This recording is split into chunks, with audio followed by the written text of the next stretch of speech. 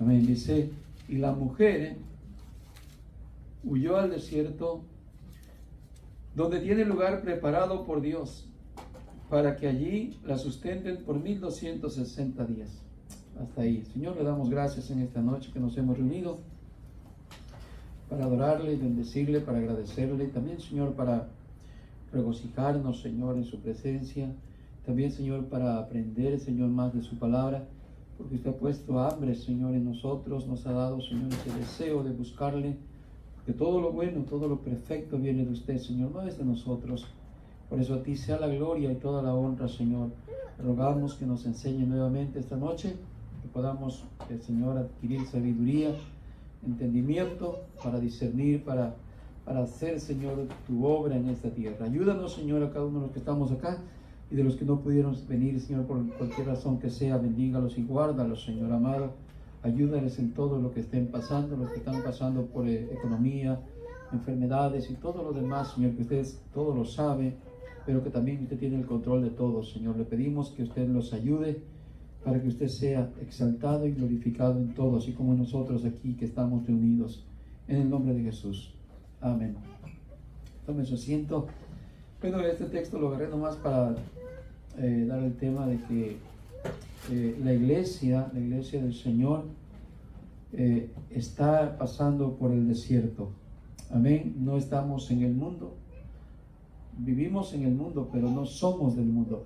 Y la iglesia es llevada al desierto. Amén, hermanos. Cuando estudiamos el libro de Apocalipsis, vimos este símbolo de la mujer que es atacada por Satanás, y es la iglesia, simboliza la iglesia, y dice que fue llevada al desierto. Dios tiene a la iglesia, a la verdadera iglesia, en el desierto. No la tiene en la fama del mundo y en los mejores hábitos del mundo, sino en un lugar de desierto, en un lugar de sequedad, en un lugar de dolor, de angustias y de muchas cosas que hay en el desierto. Es que vamos a estudiar hoy, hermanos, acerca del desierto un poco, y que nosotros como iglesia entendamos que estamos pasando cada uno individualmente en nuestro desierto. Como iglesia sabemos que estamos en el desierto, pero también que cada uno individualmente, cada uno está pasando su propio desierto. Amén, hermanos. Usted tiene su desierto, yo tengo mi desierto. Y ahí el Señor va a trabajar con cada uno de nosotros para transformar nuestras vidas, nuestro carácter, para moldearnos, para darnos fe, para que confiemos en Él y para muchas cosas más. Muy bien. Para esto vamos a buscar un contexto en el libro de Éxodo.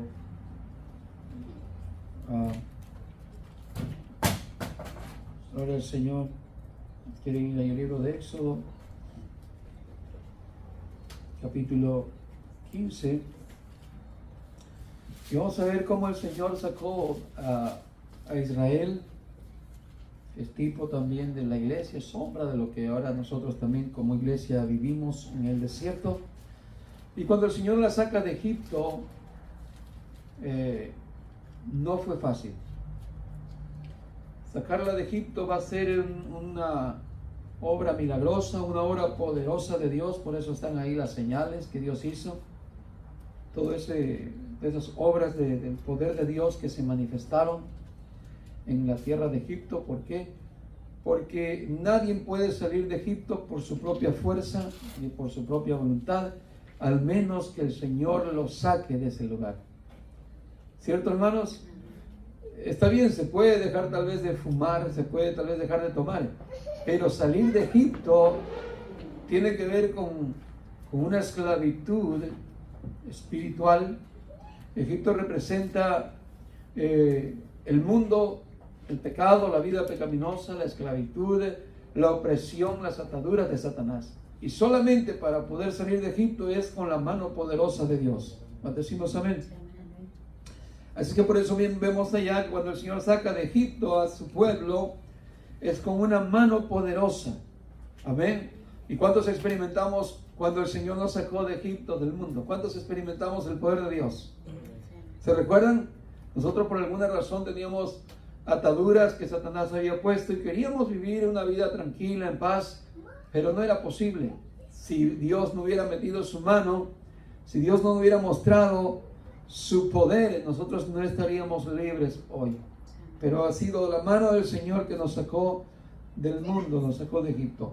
Muy bien, el capítulo 15 y el verso 20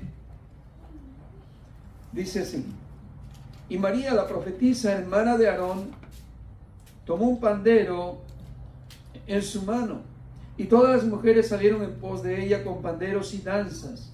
Y María le respondía: cantad al Señor, porque en extremos se ha engrandecido.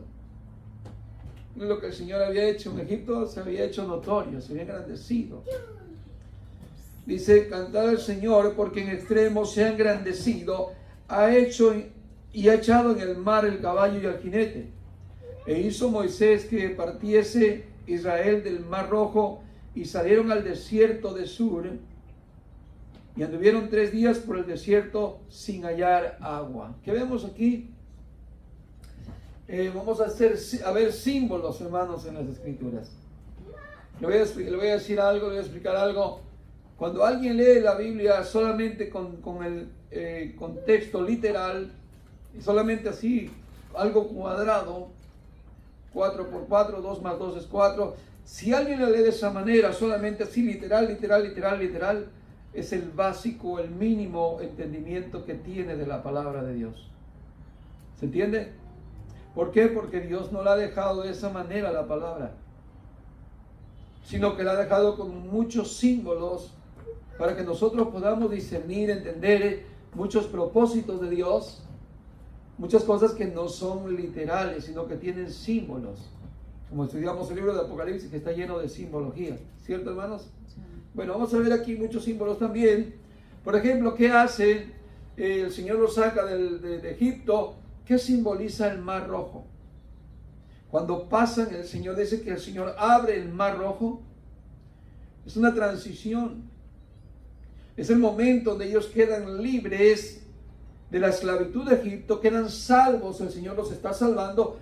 Y el mar rojo representa, de alguna manera representa la sangre de Cristo, que es la que nos limpia de todos los pecados. ¿Se entiende? Cuando nosotros pasamos el mar, simboliza que ya fuimos salvos también y que la sangre de Jesús nos ha limpiado de todos nuestros pecados. Por eso cuando María pasa, dice María, la madre hermana de Aarón y de Moisés, ¿verdad? Dice que toma el pandero y empieza a danzar y empieza a cantar. Hasta cantamos el cantito ese, ¿no? Y echó a la mar, entonces ese canto cantamos, ¿no?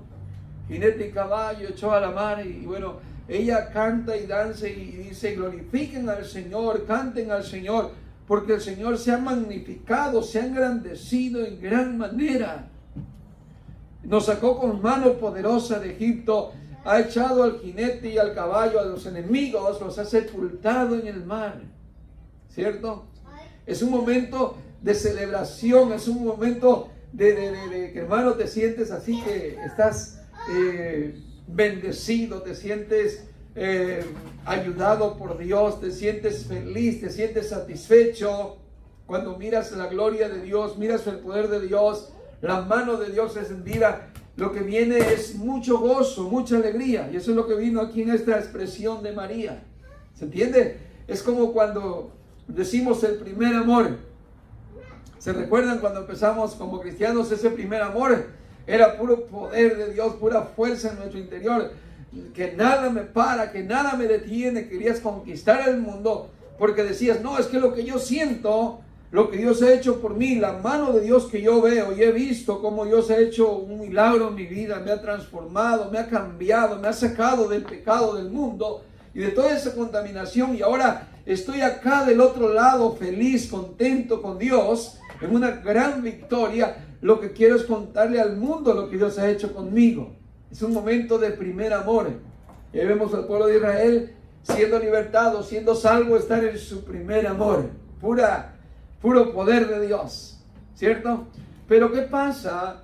Aquí vamos a entender cómo Dios los saca del pecado, pero los va a llevar a la tierra prometida. Pero para llevar a la tierra prometida los va a preparar. y para prepararlos es el desierto. ¿Cierto?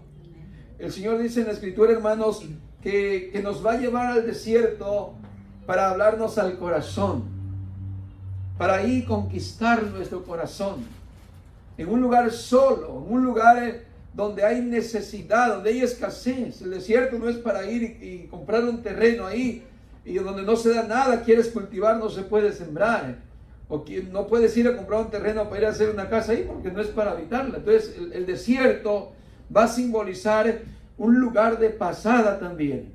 No es para quedarnos para siempre en el desierto, pero es un lugar donde Dios escogió para enseñarnos a tener fe en Él, a tener confianza en Él, a ser obedientes a Dios. Amén, hermanos. Es que de por ahí va aprendiendo usted también que cada desierto que esté pasando es porque Dios lo ha metido en ese lugar para que usted aprenda a vivir para Dios. Muy bien, ¿qué vemos en el versículo 22? Ya dice, e hizo Moisés que partiese Israel del Mar Rojo y salieron al desierto de Sur. Y anduvieron 3 días por el desierto sin hallar agua. Empiezan las pruebas, empiezan las luchas, ¿cierto? Muy bien. Y dice, llegaron a Mara y no pudieron beber las aguas de Mara porque eran amargas. Por eso le pusieron el nombre Mara. Entonces el pueblo murmuró contra Moisés y dijo, ¿qué hemos de beber? Aquí le voy a avanzar algo. Miren, hermanos, cuando el pueblo de Israel murmuraba contra Moisés, era como murmurar contra Cristo, contra Jesús. No vaya a pensar mal cuando digo esto como, oh, es idolatrar a Moisés. No, lo que pasa es que Moisés representa un tipo de Cristo. El que los guiaba era Moisés. La palabra de Dios estaba por medio de Moisés. Entonces Moisés es un tipo de Cristo. Y cuando el pueblo estaba menospreciando a Moisés, o estaba, hermanos, queriendo desecharlo, al quien estaban desechando era Dios. Contra quien estaban murmurando era contra Dios. ¿Se entiende? No vaya a pensar así en cualquier predicador hoy en día y le diga, no, su palabra es todopoderoso, lo que él habla. No, no, no, es solamente Moisés, porque es un tipo de Cristo en este momento ahí. ¿Se entiende? Hoy la palabra de Dios es directamente de nuestro Señor Jesús. En aquel tiempo Moisés fue quien habló al pueblo, pero Hebreos dice que Dios ha hablado muchas veces y de muchas maneras a nuestros padres por medio de los profetas y por muchos mensajeros, pero hoy nos ha hablado por medio del Hijo. ¿Se entiende? Hoy no es para tener esa idea de algún hombre hoy en día que diga, oh, lo que él habla, eso es. No, no, no. No es para idolatrar a nadie, pero Moisés tiene esa representación. Así que cuando el pueblo murmuraba de él, murmuraban de Cristo, murmuraban de Dios. Muy bien, verso 24. El verso 25. Y Moisés clamó al Señor y el Señor le mostró un árbol y lo echó en las aguas y las aguas se endulzaron. Allí les dio los estatutos y ordenanzas y allí los probó. En el desierto Dios nos va a dar estatutos y ordenanzas. ¿Entienden? Los mandamientos. ¿Dónde le da el Señor los mandamientos al pueblo de Israel? En el desierto, en el Sinaí. Cuando estamos en el desierto, antes no, cuando no éramos creyentes, no éramos hijos de Dios, los mandamientos sí los he oído, pero cuando estamos en el desierto, el Señor nos va a grabar los mandamientos en nuestros corazones. Honrarás a tu padre y a tu madre. ¿Se entiende? El Señor va a tratar con nosotros en el desierto. Y tú podrás decir en el desierto, pero es que mi padre es una persona que no ama a Dios, es una persona así, yo no la puedo honrar. No, no, no. La Escritura no está diciendo que si tu padre es bueno o no. Lo que dice es honra a tu padre y a tu madre. ¿Se entiende? Vamos a enseñarnos en el desierto. No matarás, no adulterarás, y todos los mandamientos en el desierto el Señor los va a ir grabando en nuestro corazón. ¿Cierto? No fue antes de que fuéramos cristianos. Pero en el desierto el Señor va a tratar para que su palabra vaya morando en nosotros. Muy bien. Verso 26. Y dijo, si oyeres atentamente la voz del Señor tu Dios, e hicieres lo recto ante sus ojos, y dieres oído a sus mandamientos, y guardares todos sus estatutos, ninguna enfermedad de las que envía a los egipcios te enviaré a ti, porque yo soy el Señor tu sanador. Y llegaron a Elim, donde había 12 fuentes de aguas y 70 palmeras, y acamparon allí junto a las aguas. Capítulo 16, verso 1. Partió luego de Elim toda la congregación de los hijos de Israel, y vino al desierto de Sin, que está entre Elim y Sinaí, a los 15 días del segundo mes después que salieron de la tierra de Egipto. Y toda la congregación de los hijos de Israel murmuró contra Moisés y Aarón en el desierto. Y les decían los hijos de Israel: ojalá hubiéramos muerto por mano del Señor en la tierra de Egipto, cuando nos sentábamos a las ollas de carne, cuando comíamos pan hasta saciarnos, pues nos habéis sacado a este desierto para matar de hambre a toda esta multitud. Es duro, hermanos, cuando a veces estamos en nuestro primer amor y todavía no hemos agarrado solidez, raíz. ¿Se entiende?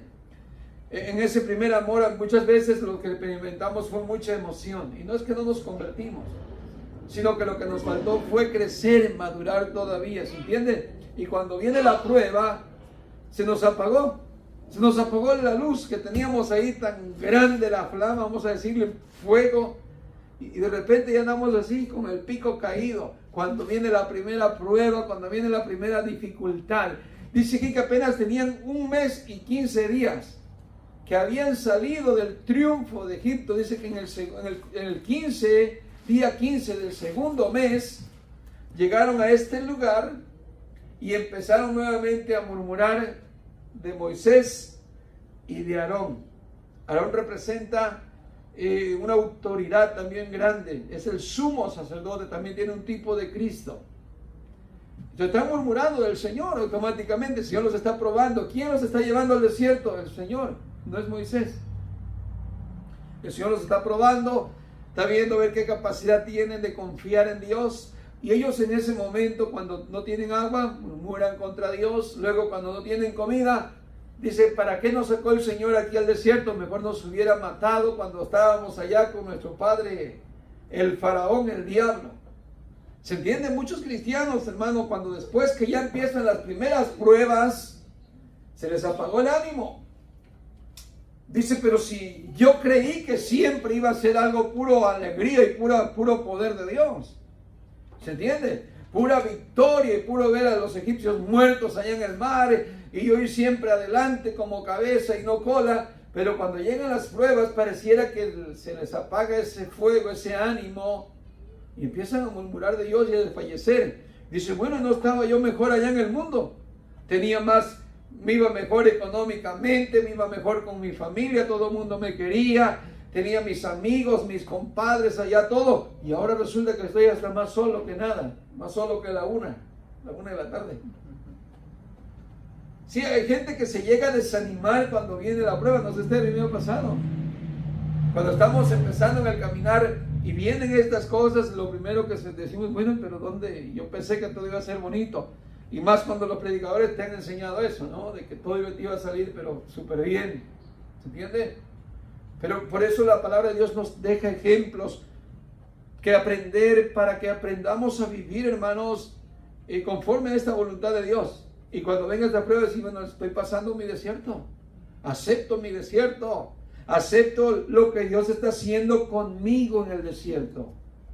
Tenemos las dos opciones de tomarnos y decir: bueno, el Señor sabe lo que hace conmigo y por algo me está probando en el desierto. Él sabe lo que yo necesito cambiar y me está sacando de Egipto, no literalmente, pero el Egipto que traigo en mi corazón.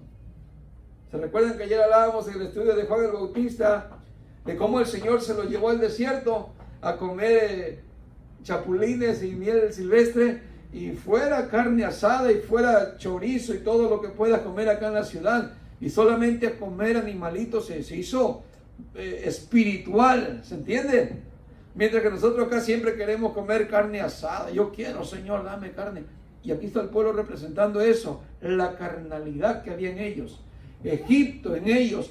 Por eso decían: ¿por qué no nos morimos allá en Egipto con el diablo, con Faraón? Allá, aunque nos tenía esclavos y todos atarantados y esclavos, borrachos en el vicio, cualquier pecado, pero nos las gozábamos con carne. Es lo que está diciendo, la carnalidad de su corazón. Hay gente que ha probado el evangelio por un tiempo y han dejado de tomar, pero luego volvieron al vicio porque creyeron que allá esa era la vida que deberían de seguir llevando. ¿Se entiende? Tristemente. Así que vemos al pueblo de Israel aquí carnal, deseando las cosas del mundo, las cosas de Egipto. Muy bien, ¿cuándo nos quedamos, hermanos? Verso 4. Y el Señor dijo a Moisés: he aquí os haré llover pan del cielo, y el pueblo saldrá y recogerá diariamente la porción de un día, para que yo los pruebe si andan en mi ley o no. Mas en el sexto día prepararán para guardar el doble de lo que suelen recoger cada día. Entonces dijeron Moisés y Aarón a todos los hijos de Israel: en la tarde sabréis que el Señor os ha sacado de la tierra de Egipto, y a la mañana veréis la gloria del Señor, porque Él ha oído vuestras murmuraciones contra el Señor. Porque nosotros, ¿qué somos para que vosotros murmuréis contra nosotros? Ahí está. Les habla claro, Moisés le dice: ustedes no están murmurando contra Aarón y contra mí. Ustedes han murmurado contra el Señor, y el Señor ya les escuchó. Y esto es lamentable, hermanos. El libro de 1 de Corintios 10 nos habla, el apóstol Pablo, que no murmuremos como aquellos que murmuraron en el desierto y quedaron postrados porque tentaron al Señor más de 10 veces. ¿Imagina? No fue una, no fue dos, no fue 3, no fue 4, no fue 5, fueron 10 veces que tentaron al Señor. Yo le voy a decir algo: hay mucha gente que tienta al Señor, no quieren pasar desiertos. Cuando le viene alguna enfermedad, alguna economía, no se dan cuenta que es Dios que está pasándolos en el desierto y empiezan a reprender la enfermedad. Te reprendo, Satanás, en el nombre de Jesús. Economía, vete de mí. Pero si es Dios que te ha traído al desierto, si es Dios quien te está probando, o no, pero ellos están blasfemando contra Dios. No recibimos eso de parte de Dios. ¿Se entiende? Es Satanás el que nos está queriendo atacar, hermano. Así es que vamos a reprender eso. ¿No te das cuenta que es Dios muchas veces? El desierto, hermanos, tenemos que pasarlo. Es imposible llegar a la Nueva Jerusalén sin pasar el desierto. Muy bien. Así es que, ¿qué vemos aquí? Que Moisés le está diciendo: ¿quiénes somos nosotros para que ustedes murmuren contra nosotros? Verso 8. Dijo también Moisés: el Señor os dará en la tarde carne para comer, y en la mañana pan hasta saciaros. Porque el Señor ha oído vuestras murmuraciones con que habéis murmurado contra Él. Porque nosotros, ¿qué somos? Vuestras murmuraciones no son contra nosotros, sino contra el Señor. Verso 9. Dijo Moisés a Aarón: di a toda la congregación de los hijos de Israel: acercaos a la presencia del Señor, porque Él ha oído vuestras murmuraciones. Y hablando Aarón a toda la congregación de los hijos de Israel, miraron hacia el desierto, y aquí la gloria del Señor apareció en una nube. Muy bien, hasta ahí nos quedamos, nomás para ver cómo el Señor, hermano, nos va a llevar en el desierto, y tenemos que aprender a vivir en el desierto conforme a la voluntad de Dios. Ahora, dos cosas que podemos hacer, le iba a decir hace un momento. Podemos dejarnos y ser dóciles ante Dios, flexibles. Que el Señor trabaje como trabaja el alfarero, y amasa esa masa y la va moldeando, y utiliza agua y utiliza sus manos, y dejarnos moldear por el Señor. Eso quiere decir que aceptamos el proceso de Dios en el desierto. Sabidamente, que lo que estamos pasando es con un propósito de Dios, no ignorando, ¿se entiende? Y así aportando a la voluntad de Dios. Señor, heme aquí. Pero podemos tomar la decisión de oponernos al alfarero, de no estar de acuerdo y reñirnos, cernirnos, movernos para que el Señor no termine su obra en nosotros. En vez de llevarnos un proceso conforme a la voluntad de Dios corto, podemos llevarnos 40 años de vuelta y vuelta y vuelta en el mismo lugar como estuvo el pueblo de Israel. ¿Se entiende? Cristianos que no maduran jamás, cristianos que no tienen una estabilidad, que no saben tener la dirección de Dios, porque no están dispuestos a ser moldeados por Dios. ¿Se entiende? El pueblo de Israel así fue. El Señor, hermano, se hartó tanto que dijo: estoy harto de este pueblo. Moisés, lo voy a destruir este pueblo que tú tienes y te voy a dar un pueblo nuevo porque ya estoy harto. ¿Se entiende?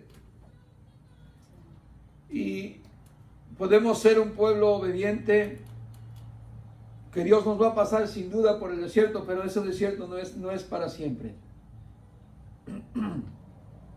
Y ahí que cuando podamos madurar, podamos tener una vida espiritualmente allá en la tierra prometida. Aunque no estamos en el cielo todavía, pero es aquí. Todavía podemos ese símbolo tenerlo de la tierra de Canaán, la tierra prometida aquí.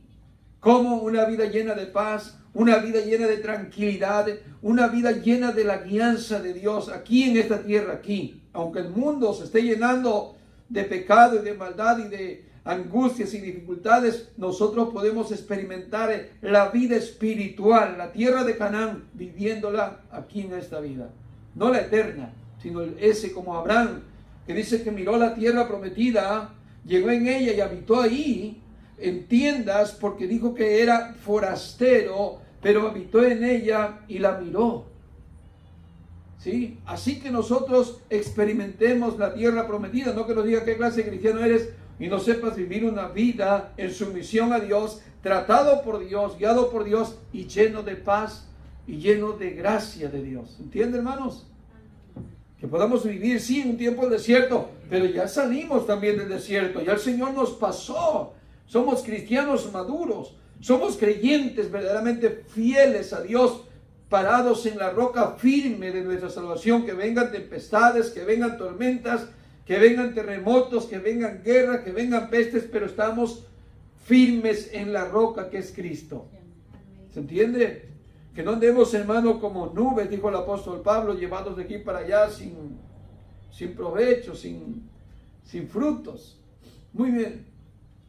Veamos también algún ejemplo más, hermanos, de cómo otros hombres también pasaron su desierto, no solamente el pueblo de Israel, sino también otros hombres. Pero antes de eso, quiero que vaya conmigo a Éxodo 17.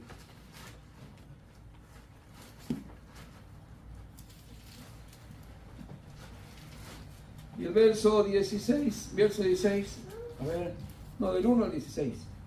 Vamos a ver un poquito más este desierto del pueblo de Israel. Vamos a ver otras cosas más, como ellos nuevamente riñen contra Dios, pero a pesar de todo Dios los defiende, Dios los guarda, Dios los cuida en medio del desierto. Muy bien, verso 1 en adelante dice: toda la congregación de los hijos de Israel partió del desierto de Sin por sus jornadas, conforme al mandamiento del Señor, y acamparon entre Refidim, y no había agua para que el pueblo bebiese.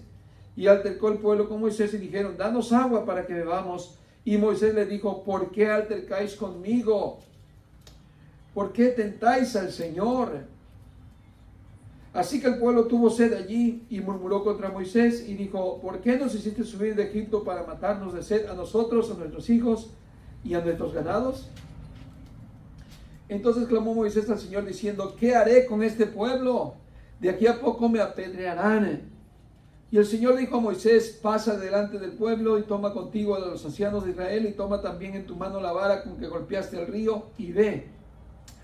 Y he aquí que yo estaré delante de ti allí sobre la peña de Oreb, y golpearás la peña y saldrán de ella aguas y beberá el pueblo. Y Moisés lo hizo así en la presencia de los ancianos de Israel. Y llamó el nombre de aquel lugar Masah y Meriba, por la rencilla de los hijos de Israel y porque tentaron al Señor diciendo: ¿está pues el Señor entre nosotros o no? Muy bien. Entonces dice, mire lo que acontece. Nuevamente se han revelado al Señor. Mire, hermano, aquí va a haber una clave para que aprendamos a ser sumisos a Dios en el desierto. Cuando hay riña contra Dios, va a haber consecuencia. Va a haber consecuencia por estar riñendo contra Dios. ¿Se entiende? Va a haber dificultades. Es como cuando un niño suyo no le hace caso. Usted le cuenta una, le cuenta dos, y a la de tres le va la chancla, ¿cierto? Hay consecuencias de cuando estás riñendo contra Dios. Mira lo que aconteció. Verso 8 dice: entonces vino Amalek y peleó contra Israel en Refidim. Y dijo Moisés a Josué: escoge los varones y sal a pelear contra Amalek. Mañana yo estaré sobre la cumbre del collado y la vara de Dios en mi mano. E hizo Josué como le dijo Moisés, peleando contra Amalek, y Moisés y Aarón y Hur subieron a la cumbre del collado. ¿Qué vemos aquí? Que a pesar de que el pueblo de Dios es rebelde, Dios siempre va a pelear por su pueblo. Siempre. El que sale a pelear en frente a la batalla contra los enemigos del pueblo de Dios es Dios. ¿Se entiende? Nuestra lucha no es contra carne ni sangre. Si nosotros peleáramos contra Satanás directamente, Él nos vencería. Pero el que vence es nuestro Dios. El que lo ha vencido es nuestro Dios. El Señor Jesús lo venció en la cruz del Calvario y hoy en día nuevamente el Señor es el que vence nuestras batallas. Cuando decimos amén. ¿Qué pasa aquí? Cuando están en la batalla, dice que Moisés le dijo a Josué que él saliera a pelear. Y nosotros debemos pelear, hermanos, la batalla. Pero Moisés está en un tipo de Cristo, es la oración, es la intercesión. Dice que él va a levantar sus manos para interceder. Pero él se cansa, dice. Y aquí vamos a ver algo más. Dice, cuando él se está cansando, viene Aarón y le levanta sus manos y viene uno que se llamaba Hur. Se conoce a Moisés, se conoce a Aarón, pero no se sabe quién es Hur. Es un desconocido. ¿Qué significa esto? Que tanto el líder encargado, líderes que son tal vez ya nombrados, tienen el hábito y el deber de interceder, de trabajar como obreros, pero aún el que no tiene nombre, el que no tiene cargo. Aquí se trata de unidad. Del que apenas se convirtió ayer o se va a convertir mañana, debe también empezar a trabajar en la unidad, en un conjunto de unidad para poder permanecer unidos como creyentes. ¿Se entiende? Se necesita la unidad en el cuerpo de Dios, en el cuerpo de Cristo. Se necesita estar unidos. Eso es lo que simboliza aquí. Muy bien. Seguimos, dice, versos 11. Y sucedía que cuando alzaba Moisés su mano, Israel prevalecía, mas cuando él bajaba su mano, prevalecía Amalek. Y las manos de Moisés se cansaban, por lo que tomaron una piedra y la pusieron debajo de él y se sentó sobre ella. Y Aarón y Hur sostenían sus manos, el uno de un lado y el otro del otro lado. Así hubo en sus manos firmeza hasta que se puso el sol. Y Josué deshizo a Amalek y a su pueblo a filo de espada. Y el Señor dijo a Moisés: escribe esto para memoria en un libro. Y di a los hijos de Israel, y di a Josué, que raeré de todo la memoria de Amalek de debajo del cielo. Verso 15. Y Moisés edificó un altar allí y llamó su nombre el Señor Nisi. Y dijo: por cuanto la mano de Amalek se levantó contra el trono del Señor, el Señor tendrá guerra con Amalek de generación en generación. ¿Qué significa Amalek? Amalek significa nuestra naturaleza carnal. ¿Qué era lo que el pueblo de Israel estaba haciendo? Estaba murmurando contra Dios. Rebelión, desobediencia. ¿Por qué? Porque querían carne, porque querían a Egipto, porque tenían Egipto en su corazón todavía. Y cuando hay estas acciones todavía como cristianos, lo que va a pasar es que Amalek se va a levantar. Tu vida carnal. Tu vida carnal se va a levantar. Vas a ver cómo Amalek te empieza a atacar, te empieza a debilitar, te empieza a hacer guerra, porque estás viviendo carnalmente. Esto significa, y dijo que esto se escribiera en un libro. ¿Por qué? Porque iba a haber guerra del Señor contra Amalek de generación en generación, hasta esta generación todavía en día. Amalek se levanta para pelear. Es tu carnalidad, es mi carnalidad. Muy bien. Bueno, seguimos un poquito más. Quiero que vean algo más un poquito. En Génesis capítulo 12.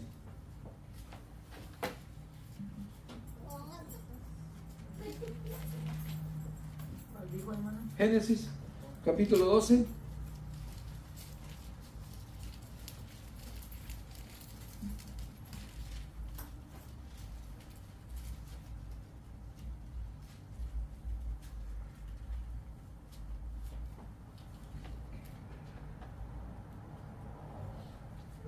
Muy bien. Dice, pero el Señor había dicho a Abraham, vete de tu tierra y de tu parentela a la tierra que te mostraré. Mire, ¿dónde sale Abraham sin saber a dónde ir? No le dice a la tierra que te muestro, o te voy a decir por dónde ir, sino a la que te mostraré. Así sale Abraham. Dice, y haré de ti una grande nación, y te bendeciré y engrandeceré tu nombre y serás bendición. Bendeciré a los que te bendijeren y a los que te maldijeren maldeciré. Y serán benditas en ti todas las familias de la tierra. Y se fue Abraham como el Señor le dijo. Y Lot fue con él. Y era Abraham de edad de 75 años cuando salió de Harán. Tomó pues Abraham a Sarai su mujer y a Lot, hijo de su hermano, y todos sus bienes que había ganado y las personas que habían adquirido en Harán. Y salieron para ir a la tierra de Canaán. Y a tierra de Canaán llegaron. Verso 6. Y pasó Abraham por aquella tierra hasta el lugar de Siquem, hasta el encino de Moré, y el cananeo estaba entonces en la tierra.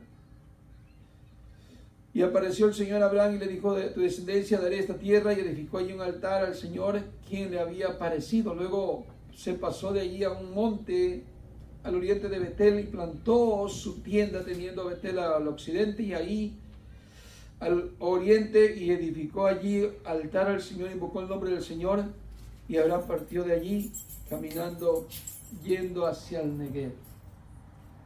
Muy bien. Solo voy a explicarle un poco sobre un poquito de la vida de Abraham y su desierto. Cuando el Señor llama a Abraham, le dice, sal de tu tierra, sal de tu parentela, porque en su contexto de Abraham vivían idolatría, vivían todo ese tipo de una vida sin Dios. Pero no fue hasta que murió su padre, cuando Abraham deja su tierra. Y muchas veces, hermano, Dios va a tratar con nosotros que tiene que arrancarnos algo para que podamos salir, arrancar, caminar. ¿Se entiende? Porque estamos a veces apegados a aquello. Y no es hasta que Dios nos quita algo, donde tomamos entonces ahora sí que la decisión rotunda de caminar. ¿Se entiende? No es hasta que muere algo. Muy bien. Sale Abraham sin saber a dónde ir, y cuando sale, el Señor lo guía sin duda. Y mire, es lindo esto porque aunque pases, hermano, por situaciones duras y difíciles, lo importante es que Dios va contigo en el desierto. ¿Se entiende? Por muy duro que sea el desierto, lo importante es que Dios está ahí. Ha prometido que cuando estés en el desierto, hermanos, el Señor va a ser tu sustento, va a ser tu ayuda, va a ser tu guía, va a ser tu fortaleza. ¿Se entiende? Malos que nos enviara el Señor solos al desierto y ahí sin esperanza, sin ayuda. Ahí sí, ¿para qué ir a ese caminar, no a ese desierto? Por eso Moisés dijo, Señor, si tu presencia no va con nosotros, Señor, no iremos a ningún lado. ¿Se entiende? Pero qué lindo es esto, que en medio del desierto el Señor va contigo. ¿Por qué? Porque el desierto es un propósito que Dios tiene para ti y para mí, para moldearnos, para enseñarnos, para hacernos crecer. ¿Se entiende? Muy bien. Abraham pasa por muchas situaciones, muchos lugares difíciles, pero este lugar a donde llega, en el verso 6 dice, y pasó Abraham por aquella tierra y llegó a un lugar, hasta el lugar de Siquem. Siquem significa hombro, significa descanso. ¿Se entiende? Por muy duro que sea el desierto, Dios nos va a dar en el desierto tiempos de descanso. ¿Se entiende? De momento vamos cargados espiritualmente, de momento nos sentimos agobiados en el desierto y el Señor tratando con nosotros, pero de momento vamos a llegar a un lugar de descanso, de Siquem. Siquem significa hombro, como que Dios te dice, te voy a poner el hombro, pon tu mano en mi hombro para ayudarte. Cristo nos dice, te voy a poner en mi hombro para que no vayas solo, yo voy a ir contigo. Por eso el yugo, ¿no? El ejemplo del yugo es que no vamos solos, sino que vamos juntos caminando unidos. Por eso Jesús dijo, llevad mi yugo. Sí, porque Él va a poner su hombro para caminar con nosotros. Va a ser nuestra ayuda en medio de este desierto en que estamos caminando. Es un lugar de consuelo, es un lugar de esperanza, donde Dios también nos da tiempos de refrigerio. ¿Se entiende? El desierto no es para matarnos ahí totalmente, Señor, ya veo, no hay luna, Señor, no me amanece. No, hay que tener confianza en Dios. Que cuando en el desierto no es para matarnos, no es para destruirnos, es para ayudarnos, es para bendecirnos, es para moldearnos. ¿Se entiende? Es que debemos comprender el propósito y la mente de Dios. Luego, ¿qué más? En el verso 7 dice que el Señor le dijo a Abraham, o le apareció a Abraham, y le dijo: a ti te daré esta tierra y a tu descendencia. ¿Y qué hizo Abraham? Edificó un altar al Señor ahí. Verso 8, luego pasó de allí a un monte al oriente de Betel. Betel significa casa de Dios. Y plantó ahí su tienda. ¿Qué significa tienda? Tienda significa que somos forasteros. El desierto no es lugar para habitar. De vuelta, no es para comprar terreno ahí, yo aquí me quedo. No, ahí no hay nada que hacer. Es un lugar de paso, hermano. No te desanimes en tu desierto, porque es un lugar de paso. No construyas ahí una vivienda para quedarte, porque vas de paso. Por eso es la tienda. La tienda simboliza que somos forasteros y peregrinos. Muy bien, entonces, ¿qué dice? Que ahí plantó su tienda, donde hizo un altar en Betel. Betel es casa de Dios. Y también dice que la plantó en medio de un lugar que se llama Ai, al oriente, y invocó el nombre del Señor en ese altar.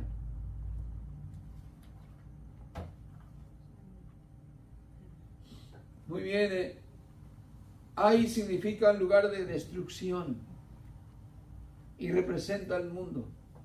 El mundo es el lugar de destrucción. Pero tenemos por un lado la casa de Dios, puerta del cielo, Betel, y tenemos por otro lado el mundo que destruye. ¿Se entiende?